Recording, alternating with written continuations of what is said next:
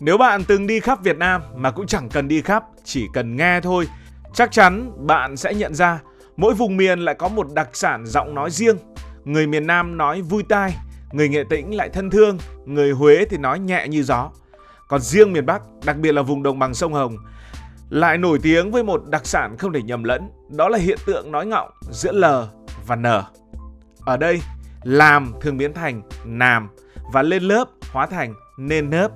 Còn lan nói thì lại thành nan lói. Nhiều người thấy vui, nhiều người thấy buồn cười, nhưng cũng không ít người phải chịu cảnh bị trêu chọc, thậm chí mất cơ hội nghề nghiệp chỉ vì cái lưỡi không chịu nghe lời. Có rất nhiều bạn đã inbox mình hỏi về cách sửa giọng nói, thì nhiều người đều hỏi về cách sửa giọng địa phương, trong đó có L và N, E và NHE. Làm thế nào để mà sửa đây? Bây giờ chúng ta dùng giọng nói rất là nhiều, ai cũng cần phải dùng đến giọng nói của mình. Câu chuyện này tưởng nhỏ nhưng lại chứa đựng cả một kho kiến thức về ngôn ngữ, văn hóa và lịch sử. Vì sao nhiều vùng ở miền Bắc lại nói ngọng L và N? Đó có phải là nói sai tiếng Việt hay không? Và nếu sai thì có thể sửa được không? Trước hết, ta phải hiểu thế nào là ngọng.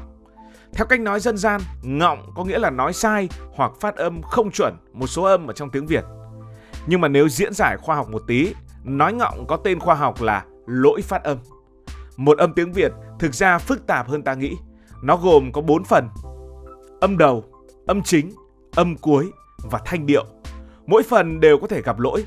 Ví dụ, có người nói mất âm, núi non thì lại thành úi on, có người thì lại thêm âm, núi non lại thành núi non, hay huyền diệu thì lại thành huyền diệu, và có người thì thay âm, núi thì lại thành lúi.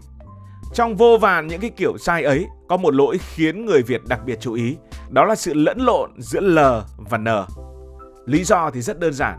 Hai âm này xuất hiện cực kỳ thường xuyên ở trong tiếng Việt, lại nằm ở vị trí đầu lưỡi khi phát âm. Khi nói chữ L, đầu lưỡi chạm nhẹ vào lợi trên, hơi thoát ra hai bên miệng. Còn khi nói chữ N, đầu lưỡi cũng chạm vào đúng vị trí đó, nhưng hơi đi qua mũi. Chỉ cần lệch đường hơi một chút thôi là âm L biến thành âm N ngay lập tức. Nói chậm thì rõ, nói nhanh thì sẽ bị lẫn.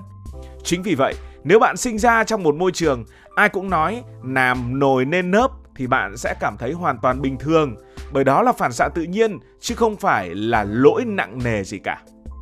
Hiện tượng này phổ biến nhất ở vùng đồng bằng Bắc Bộ, nơi giọng nói mang đậm dấu ấn truyền thống và được truyền qua truyền lại qua nhiều thế hệ. Các tỉnh cũ như là Nam Định, Thái Bình, Hải Dương, thậm chí là một phần ngoại thành Hà Nội hay Bắc Giang, Bắc Ninh đều có tỷ lệ người nói ngọng LN rất cao. Trẻ em sinh ra ở đó, nghe ông bà, cha mẹ, hàng xóm đều nói như vậy, nên chúng coi đó là chuẩn. Dần dần, thói quen ấy trở thành một nét riêng, trở thành một bản sắc giọng nói của cả một vùng. Rồi lớn lên, đi tiếp xúc với người nọ người kia, đi gặp những vùng đất nọ kia mới thấy, hóa ra mình nói ngọng. Nói đến đây, ta phải nhớ rằng Hà Nội, trung tâm chính trị và ngôn ngữ của cả nước, từng rất nghiêm túc với chuyện nói ngọng. Giọng Hà Nội bây giờ được coi là giọng chuẩn. Năm 2011, Sở Giáo dục và Đào tạo Hà Nội từng phát động hẳn một chiến dịch sửa ngọng LN cho giáo viên và học sinh ở 13 huyện ngoại thành. Và cũng chẳng nói đâu xa, năm 2025, tỉnh Hưng Yên, tức là gồm tỉnh Hưng Yên cũ và tỉnh Thái Bình cũ, chính thức phát động phong trào chữa ngọng LN trong toàn ngành giáo dục, với mục tiêu lớn là gìn giữ sự trong sáng của tiếng Việt.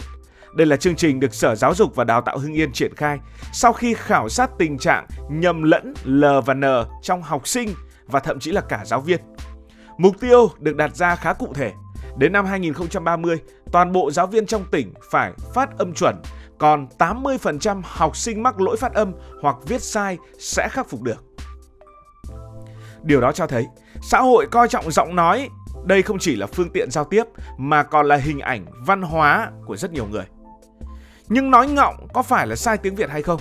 Trong môi trường yêu cầu tính chuẩn hóa cao như phát thanh, giảng dạy hay truyền hình, việc nói ngọng sẽ trở thành một bất lợi rõ ràng. Mà nói thật là môi trường ngày nay thì ai cũng phải nói.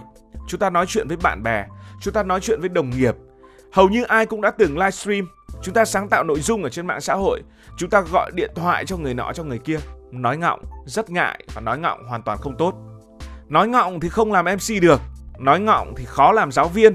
Nói ngọng mà làm chính khách thì có thể bị chú ý nhiều hơn những gì mà mình sẽ nói về mặt nội dung. Chính vì thế mà nhiều người mất cơ hội nghề nghiệp chỉ vì cách phát âm. Ta có thể giỏi hơn người khác, nhưng giọng nói lại không được chuẩn như người khác. Có những đài truyền hình, có những trung tâm phải mở riêng lớp dạy biên tập viên cách đặt đầu lưỡi, cách thoát hơi để phát âm L và N cho chuẩn. Có người còn nói vui rằng ở Hà Nội nói chuẩn là một lợi thế cạnh tranh, còn nói ngọng thì chỉ hợp làm video trên mạng xã hội. Thực tế chính là như vậy. Đó chính là thực tế trong xã hội hiện đại. Giọng nói trở thành một phần của thương hiệu cá nhân. Nguyên nhân sâu xa của việc nói ngọng, như đã nói, thường bắt nguồn từ tuổi thơ. Ngôn ngữ được hình thành bằng cách bắt chước. Trẻ em học nói không qua sách vở mà qua tai nghe. Nếu xung quanh toàn người nói ngọng thì đứa trẻ cũng tự nhiên nói ngọng, bởi vì nó không biết đó là nói ngọng, nó nghĩ đó là bình thường. Khi lớn lên, phản xạ đã ăn sâu, dù có biết lý thuyết đúng sai, nó vẫn nói theo thói quen cũ. Có những học sinh ở các tỉnh khi lên Hà Nội học, ban đầu bị bạn bè trêu là ngọng, nhưng chỉ vài tháng sau, khi tiếp xúc với giọng chuẩn, tai quen dần, thì các em tự điều chỉnh được. Nói ngọng vì thế, không phải là bẩm sinh, mà là kết quả của môi trường xung quanh. Tuy nhiên, không phải ai nói ngọng cũng vì thói quen. Một số người thực sự gặp vấn đề do các vấn đề như là sứt môi, hở hàm ếch, ngắn thắng lưỡi hoặc khiếm thính khiến tai nghe sai và từ đó thì nói sai.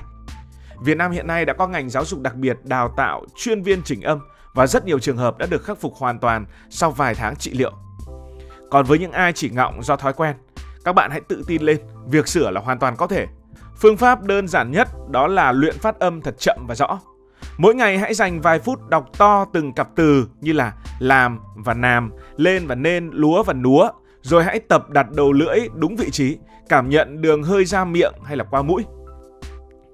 Ngoài ra, việc nghe và bắt chước giọng nói chuẩn trên đài truyền hình hay các video phát âm cũng giúp tai làm quen dần.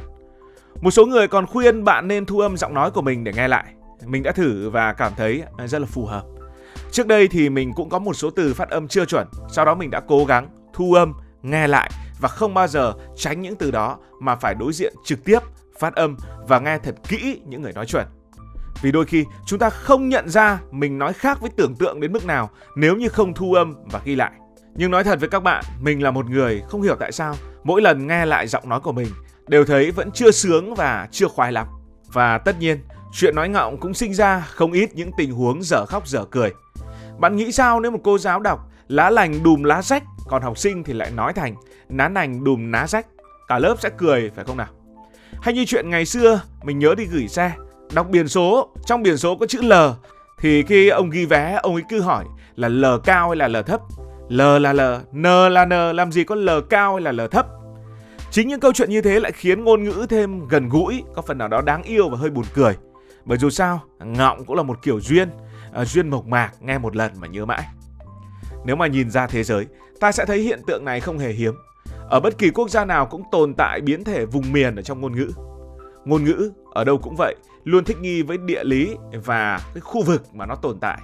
Vậy nên, nói ngọng, L, N không phải là căn bệnh của người miền Bắc, mà chỉ là một biểu hiện tự nhiên của sự phong phú ngôn ngữ trong tiếng Việt. Nhưng trong thời đại này thì không nên nói ngọng. Tóm lại, người miền Bắc nói ngọng LN không phải vì lười sửa, không phải vì kém hiểu biết, mà vì cấu trúc khiến hai âm này dễ nhầm lẫn, cộng thêm thói quen truyền miệng qua nhiều thế hệ. Nếu bạn muốn có nhiều cơ hội hơn trong công việc thì hoàn toàn có thể luyện được nếu bạn đủ tự tin. Còn không cũng chẳng sao, miễn bạn cảm thấy hài lòng là được. Cảm ơn vì đã quan tâm theo dõi câu chuyện này. Hy vọng các bạn sẽ có một giọng nói thật đẹp và thật hay. Nếu cảm thấy thú vị, bạn có thể nhấn nút đăng ký kênh, bật chuông thông báo và chia sẻ. Còn bây giờ thì xin được nói lời chào tạm biệt.